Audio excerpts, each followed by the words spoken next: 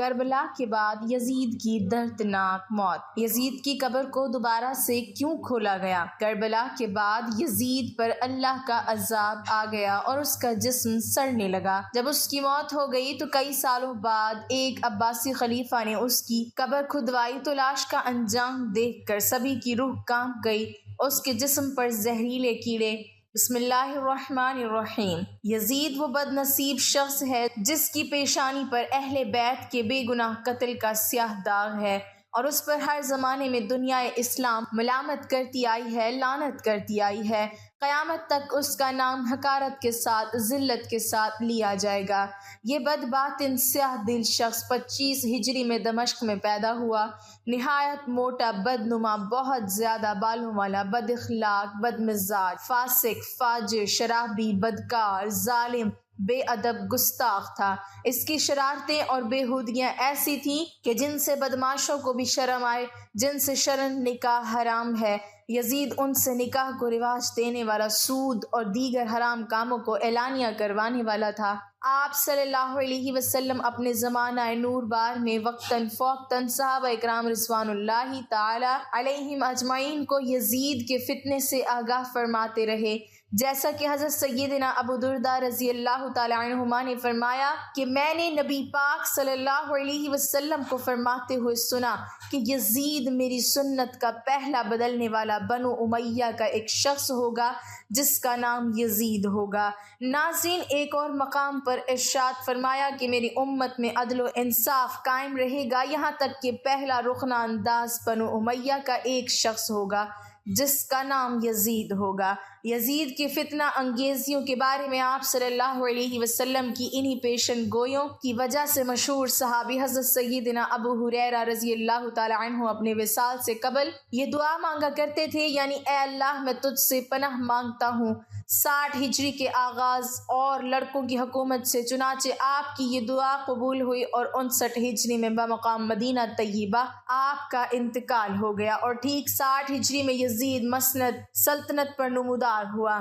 صدر الافضال حضرت علامہ مولانا سید محمد نعیم الدین مراد آبادی رحمۃ اللہ تعالی علیہ یزید کی حضرت سیدنا امام حسین سے دشمنی کی وجہ بیان کرتے ہوئے اور شہادت امام حسین کے بعد یزید کی طرف سے مکے اور مدینہ شریف کے مسلمانوں پر ڈھائے جانے والے ظلم اور زیادتی کا تذکرہ کرتے ہوئے یہ فرماتے ہیں کہ یہ ایسا شخص تھا جو کہ انتہا درجے کا گھٹیا، بدکار، ذلیل و خوار شخص تھا۔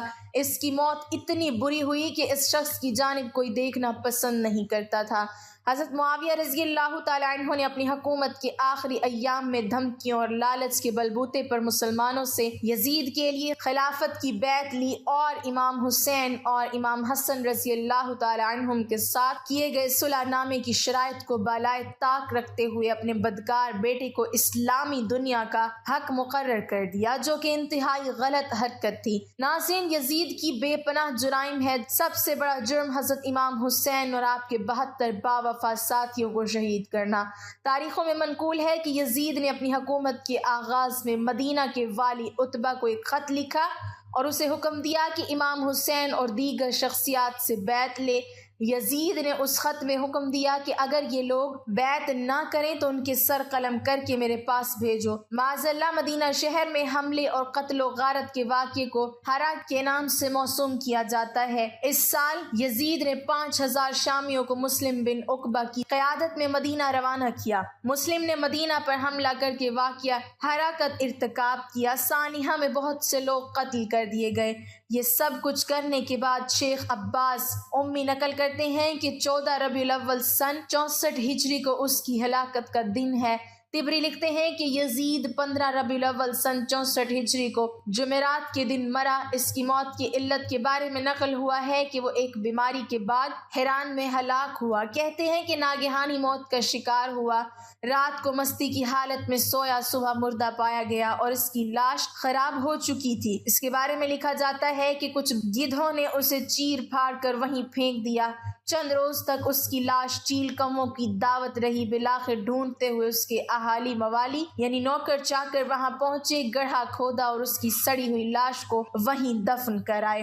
اس کی قبر کا حال بھی سنتے چلیے کہ دمشق کے پرانے قبرستان باب الصغیر کے کچھ آگے یزید کی قبر کا نشان ہے۔ اس پر آج سے کئی سالوں پہلے لوگ اینٹیں اور پتھر مارتے تھے اور اکثر یہاں پر اینٹوں کا ڈھیر لگا رہتا تھا۔ کہا اب شیشہ، کانچ اور لوہا گلانے کی بھٹی لگی ہوئی ہے۔ اس کارخانے میں شیشے کے برتن بنائے جاتے ہیں۔ اس لوہے اور کانچ کو گلانے کی آگ والی بھٹی بالکل ٹھیک جس جگہ پر قبر تھی وہاں پر بنی ہوئی ہے، گویا یزید کی قبر پر ہر وقت آگ جلتی رہتی ہے۔ ناظرین، دیکھا آپ نے کہ نبی پاک صلی اللہ علیہ وسلم اور اہل بیت اطہار کے ساتھ دشمنی رکھنے اور انہیں اذیت پہنچانے والوں کا کیسا بدترین انجام ہوتا ہے کہ مرنے کے بعد انہیں کفن بھی نصیب نہیں ہوتا۔ دنیا میں بھی ذلت ان کا مقدر بن جاتی ہے اور آخرت میں بھی انہیں رسوائی کا سامنا کرنا پڑتا ہے۔ ان کا ٹھکانہ جہنم کی آگ ہے۔ نبی کریم صلی اللہ علیہ وسلم کا فرمان عبرت نشان ہے کہ جس شخص نے میرے اہل بیت پر ظلم کیا اور مجھے میری عترت پاک یعنی اولاد کے بارے میں اذیت دی، اس پر جنت حرام کر دی گئی۔ یزید سے زیادہ تکلیف کس نے دی؟ کہا جاتا ہے کہ یہ وہ شخص ہے جس کے محلات جیسا محل کسی کا نہیں تھا۔ یہ وہ شخص ہے کہ اس جتنی مضبوط حکومت کسی کی نہیں تھی۔ یہ وہ شخص ہے کہ اگر یہ چاہتا تو تاریخ میں اپنے آپ کو بہترین انسان ثابت کر سکتا تھا، لیکن اس نے نواسہ رسول حضرت سیدنا امام حسین سمیت کم و بیش 72 قابل احترام ہستیوں کے ساتھ نہ صرف انتہائی نامناسب سلوک کیا بلکہ ان میں سے بہت سو کے خون ناحق سے بھی اپنے ہاتھوں کو رنگین کر کے ظلم و زیادتی کا وہ طوفان برپا کیا کہ جس کی داستان صحابہ و اہل بیت کے لیے انتہائی اذیت کا باعث ہے۔ یزید ابن زیاد اور جو لوگ بھی ان بدبختوں کے ساتھ ان مبارک ہستیوں کی شہادت کے ذمہ دار تھے، ان سب کا دنیا میں بھی عبرتناک انجام ہوا اور آخرت میں بھی انہیں ذلت اور رسوائی کا سامنا کرنا پڑے گا۔ ناظرین، یزید کی قبر کس نے اور کب بنوائی؟ اس کی قبر کو کب اور کس نے کھولا؟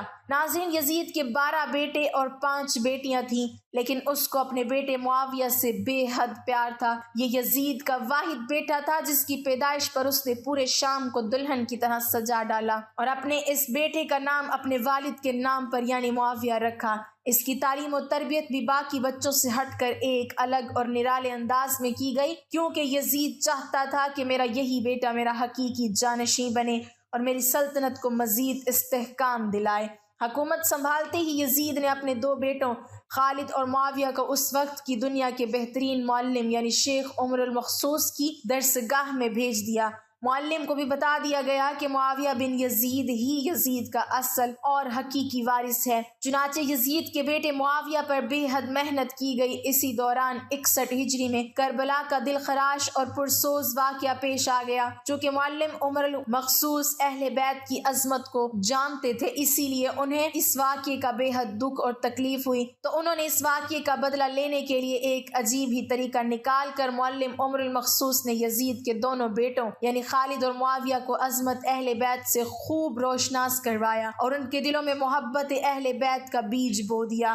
چنانچہ واقعہ کربلا کے پیش آنے کے بعد جگہ جگہ یزید کے خلاف بغاوتیں سر اٹھانے لگیں اور آخر کربلا کے پرنم واقعے کے 3 سال یعنی 683 عیسوی میں یزید اذیت ناک موت کا شکار ہوا تو معاویہ ابن یزید محض 20 سال کی عمر میں تخت نشین ہوا۔ لعین یزید کی وفات کے بعد جب ابن یزید یعنی معاویہ تخت نشین ہوا تو استاد محترم کی محنت اپنے رنگ دکھانے لگی۔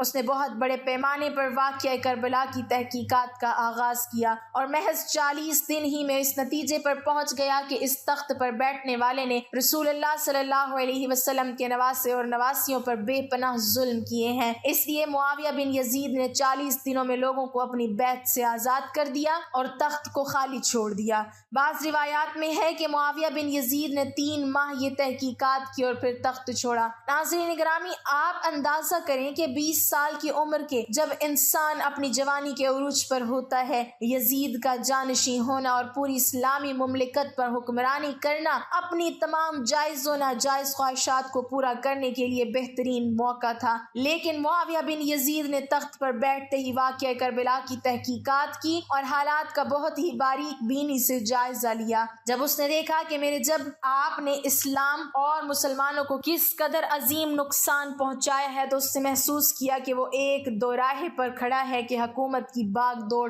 تھامے رہے اور ظلم و ستم اور عیش و عشرت کا بازار گرم رکھے، یا تخت و تاج کو چھوڑ دے اور اپنے آپ کو ان ہولناک گناہوں اور ان کے دردناک عذاب سے دور رکھے۔ بالآخر اس نے فیصلہ کر ہی لیا کہ اس کا فیصلہ ان سچی تعلیمات اور اس ایمان کے طفیل ہی ممکن ہوا جو اس کے رگ رگ میں شامل ہو چکا تھا۔ اس نے ایک عزم راسخ کے ساتھ حکومت کے عہدیداروں اور عوام کو مسجد میں جمع کیا اور پھر خود ممبر پر جا بیٹھا۔ اس نے اپنی تقریر میں سب سے پہلے خدا کی حمد اور اس کے بعد رسول اللہ صلی اللہ علیہ وسلم پر درود و سلام بھیجا، اور پھر وہ یوں کہنے لگا: میرے باپ یزید کو جب حکومت ملی تو وہ اپنے اعمال اور بدکاری کی وجہ سے ہرگز اس کا اہل نہیں تھا، لیکن وہ بھی اس پر قابض رہا اور اس کا نفس اس سے بدترین کاموں کی ترغیب دیتا رہا۔ وہ اپنے برے کاموں پر بھی فخر کرتا رہا۔ میرے باپ نے اللہ کی حدود سے تجاوز کیا اور آل رسول پر بھی پناہ ظلم ہونے دیے، اور آج یقیناً برزخ میں زیر عتاب ہے۔ یہی کہنے کے بعد معاویہ بن یزید رونے لگا اور تھوڑی دیر بعد دوبارہ یوں بولا: اے لوگوں، میں تمہارے مظالم اور گناہوں کا بوجھ نہیں اٹھا سکتا اور نہ آل رسول صلی اللہ علیہ وسلم کے قاتل اس ممبر پر بٹھا سکتا ہوں۔ میری خواہش تو یہ ہے کہ یہ ممبر حضرت زین العابدین کے حوالے کر دیا جائے، یا پھر جس کو تم لوگ بہتر سمجھو وہ یہ ممبر سنبھال لے۔ میں تم لوگوں کو اپنی بیعت سے آزاد کرتا ہوں۔ معاویہ بن یزید کے ان الفاظوں نے لوگوں کے دلوں میں آگ لگا دی۔ پھر معاویہ بن یزید ممبر سے اتر آیا۔ اس کی ماں اور دیگر عزیز و اقارب آئے تو دیکھا کہ روئے جا رہا ہے، تو اس کی ماں نے کہا: کاش تم حیض کا چھیترا ہی ہوتے اور میں تمہاری خبر نہ سنتی۔ اس نے کہا: خدا کی قسم، میں بھی یہی چاہتا ہوں۔ اگر میرے خدا نے مجھے معاف نہ کیا تو میرے لیے بہت برا ہوگا۔ اسی کے بعد بنو امیہ نے اموری شہزادے مروان بن حاکم کے ہاتھ پر بیعت کر لی اور اسے تخت پر بٹھا دیا۔ مروان نے حکومت سنبھالتے ہی اپنا دارالحکومت مستقل طور پر دمشق کو بنا دیا۔ بنو امیہ کو جب پتہ چلا کہ معاویہ بن یزید کے اس رویے کا ذمہ دار اس کے استاد ہیں تو انہوں نے فوری طور پر شیخ عمر المخصوص کو زندہ دفن کروا دیا۔ مروان کی حکومت سنبھالتے ہی معاویہ بن یزید کو زہر دے کر مار دیا گیا۔ پھر 684 سے 685 عیسوی تک مروان بن حکم تخت نشین رہا۔ اس کی وفات کے بعد مروان کے بیٹے عبد الملک نے حکومت سنبھالی اور پھر ایک طول مدت تک یعنی 685 سے 705 عیسوی تک حکومت کی۔ 705 عیسوی میں عبد الملک کی وفات کے بعد اس کے بیٹے ولید نے حکومت سنبھالی۔ اسی کی حکومت میں سندھ، اندلس اور دیگر بہت سے علاقے فتح ہوئے۔ اسی کے دور میں حضرت سیدنا امام حسین رضی اللہ تعالیٰ عنہ کے شہزادے سیدنا امام زین العابدین رضی اللہ تعالیٰ عنہ کو زہر دے کر شہید کر دیا گیا۔ 715 سے 717 تک ولید بن عبد الملک کے بھائی سلیمان بن عبد الملک نے حکومت کی، اور 717 میں عمر بن عبدالعزیز موزانہ طور پر تخت نشین ہوئے، لیکن ان کو بھی زہر دے دیا گیا۔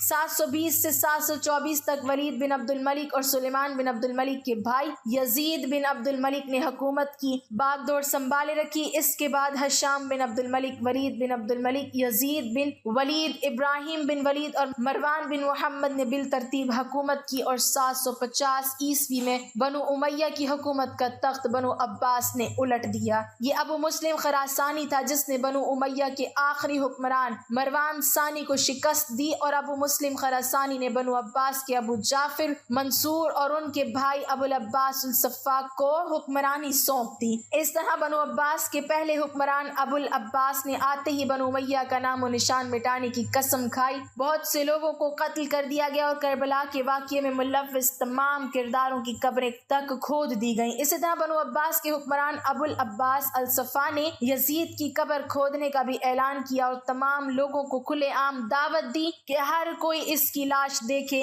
لاش نکالنے کا مقصد یہ تھا کہ ابو العباس کہتا ہے کہ یزید کی لاش کو سولی پر لٹکاؤں تاکہ سب لوگ عبرت حاصل کریں اور بنو عباس کی حکومت کو اہل بیت کے چاہنے والوں سے استحکام بھی مل جائے۔